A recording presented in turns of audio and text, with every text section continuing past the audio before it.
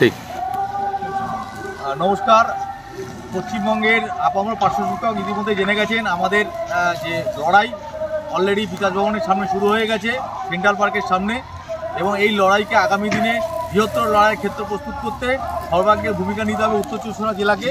তার কারণ উত্তর চব্বিশ পরগনা জেলা বিকাশ ভবনের সবচেয়ে কাছে, এবং সেই জন্যে উত্তর চব্বিশ পরগনার যেসব পার্শ্ব শিক্ষক শিক্ষিকা আছেন তারা চেষ্টা করবেন প্রতিদিন এই আমাদের আন্দোলনস্থলে আসতে, এবং আমাদের যে দীর্ঘ 21 বছরের বেতন বঞ্চনা সেই লড়াইয়ে সামিল হতে আমাদের হতেই হবে। এবং এই লড়াই আমাদের জীবনের যেন শেষ লড়াই হয়, কারণ এরপর ইলেকশন ঘোষণা হয়ে যাবে, আর কোনো আন্দোলন করে তখন লাভ হবে না। আপনাদের কথা মতন, আপনাদের দাবি মতন আমরা হাইকোর্টের পারমিশন নিয়ে বসেছি। এবার আপনাদের দায়িত্ব এই মঞ্চে আসা। এই বলে আমার বক্তব্য শেষ করলাম। রেজাউল করি। আমি সমস্ত পার্শ্ব শিক্ষক শিক্ষিকাদের এবং সমগ্র তাদের সঙ্গে যাদের পরিচিত আছে সমগ্র শিক্ষার সঙ্গে যুক্ত এসএসকে এমএসকে বা শিক্ষাবন্ধু সবাইকে অনুরোধ করব যে আমাদের যে পূর্ব ঘোষিত কর্মসূচি আজ থেকে শুরু হয়েছে, সেই কর্মসূচিকে সাফল্যমণ্ডিত করতে গেলে একমাত্র উত্তর চব্বিশ পরগনা এবং দক্ষিণ চব্বিশ পরগনা দুই জেলা পার্শ্ববর্তী জেলারই সবথেকে পূর্ণ দায়িত্ব। আমার পাশে মালবিকা দি সেই জলপাইগুড়ি থেকে এসছে, আর এক দিদি বর্ধমান থেকে এসছে। তারা যদি আসতে পারে, আমি আমাদের জেলার দিদিমণি এবং প্রত্যেক শিক্ষক শিক্ষককে বলবো আপনারা আসুন, প্রতিদিন আসুন, স্কুলে যাবেন না একদিন আসুন, এবং এই আপনাদের দায়িত্ব হচ্ছে এই মঞ্চটা ভরিয়ে দেওয়া। উত্তর চব্বিশ পরগনা ছাড়া এই জমায়েত কখনই ভালো হতে পারে না। এই অনুরোধ করছি আপনারা কাল থেকে এই মঞ্চটাকে ভরিয়ে দিন। মালবিকা দিন। উত্তর চব্বিশ পরগনা জেলার শুধু নয়, এটা আমাদের সকলের পশ্চিমবঙ্গের পার্শ্ব শিক্ষকদের লড়াই, এই বেতন বৃদ্ধির লড়াই, এটা আমাদের শেষ পর্যায়ে এসে পৌঁছেছি। তাই আমি বলবো আমার জেলার বিশেষ করে নেতৃত্বদের সবাইকে উদ্যোগ নিয়ে আমাদের ইনাদের পাশে থাকা, আমাদের পাশে থাকা সবাইকে এই কথাই আমি জানাচ্ছি এই ভিডিওর মাধ্যমে। সমগ্র শিক্ষা বাঁচাও মঞ্চের আহ্বানে যে কর্মসূচি শুরু হয়েছে, অবস্থান এবং কর্মবিরতি, এবং তার সঙ্গে যে প্রতিদিনের যে কর্মসূচি যেটা ঘোষণা হয়ে গেছে অলরেডি, আপনারা প্রত্যেকে এই কর্মসূচিতে অংশগ্রহণ করুন। 11টা সংগঠনে যে সমস্ত কর্মীরা আছেন প্রত্যেকে আসুন এবং আমাদের অবস্থান এবং কর্মবিরতিকে সফল করুন। সমগ্র শিক্ষা বাঁচাও মঞ্চ থেকে আমরা আবেদন করছি, আপনারা দলে দলে এই আন্দোলনে আমরা যে ব্রতী হয়েছি সেখানে অবশ্যই আপনারা এসে যুক্ত হন। কেননা আমরা পূর্ববর্তী অভিজ্ঞতা থেকে আমরা যেটুকু বুঝেছি যে যত জমায়েত দিতে পারবো তত আমরা আন্দোলনের ফল আমরা ঘরে তুলতে পারবো। এই জন্য উত্তর চব্বিশ পরগনা জেলা, দক্ষিণ চব্বিশ পরগনা জেলা এবং অন্যান্য জেলাগুলো আমরা যে মহান কাজে ব্রতী হয়েছি, এবং আমাদের যে নিজস্ব যে আবেদন নিবেদন আর নয়, আমাদের যেভাবেই হোক এই দাবি আমাদের আদায় করতে হবেই। সুতরাং আপনারা সবাই, সমস্ত পার্শ্ব শিক্ষক শুধু নয়, সমগ্র শিক্ষা মঞ্চের যারা যারা আছেন তারা সবাই দলে দলে যোগ দিন।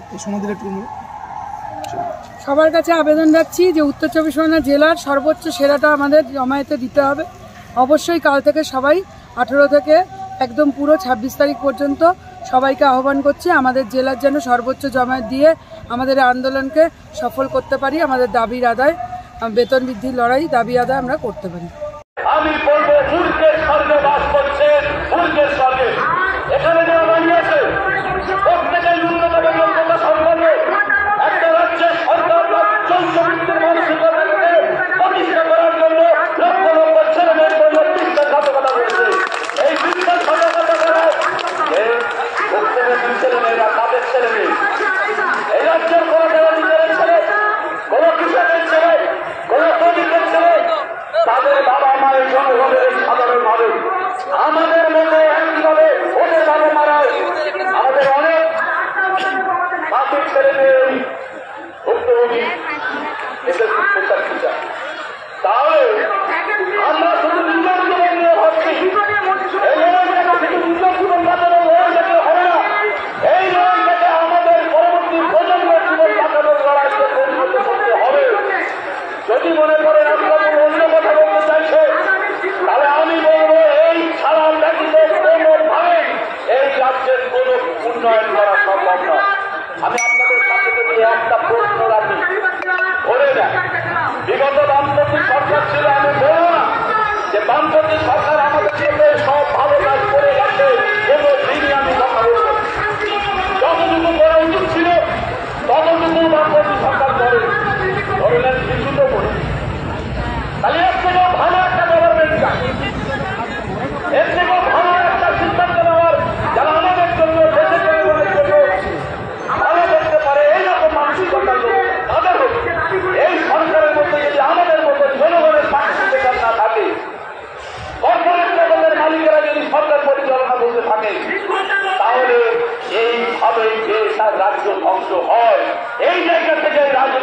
চেতনা গড়ে ওঠে।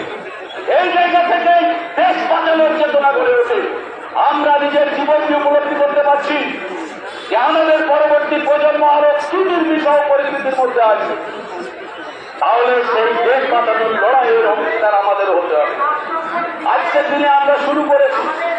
আমার এক সাথী বলছিলেন, যখন আছে মানুষজন আমাদের সাথী, তারা যদি এই লড়াইতে অংশগ্রহণ করে, হ্যাঁ এই লড়াইতে অংশগ্রহণ করলে সেই লড়াইটাকে আরেক বৃহৎ আকার ধারণ করানো যায়, পেশার নেওয়ানো যায়, কিন্তু বোঝাবে একদিন বুঝবে না। এই লড়াইটাকে কন্টিনিউ করতে হবে। ভারতবর্ষ মানুষ তো মানুষ সৃষ্টির সেরা জীব। এই মানুষের যা মনোভাব প্রত্যেকের জীবনের অভ্যন্তরে একটা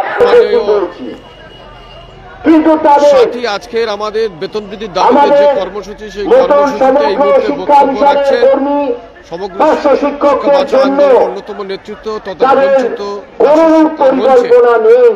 রাজ্য সম্পাদক সুব্রত মুখার্জি বক্তব্য রাখছেন। টাকা দেয় না, তাই আপনাদের বেতন বৃদ্ধি হচ্ছে না। আমরা যখন তাকে বলেছি হাজার হাজার কোটি টাকা যখন কেন্দ্রীয় সরকার দিয়েছে দীর্ঘ 8 বছর ধরে, তখন আপনি বেতন বৃদ্ধি করেননি কেন?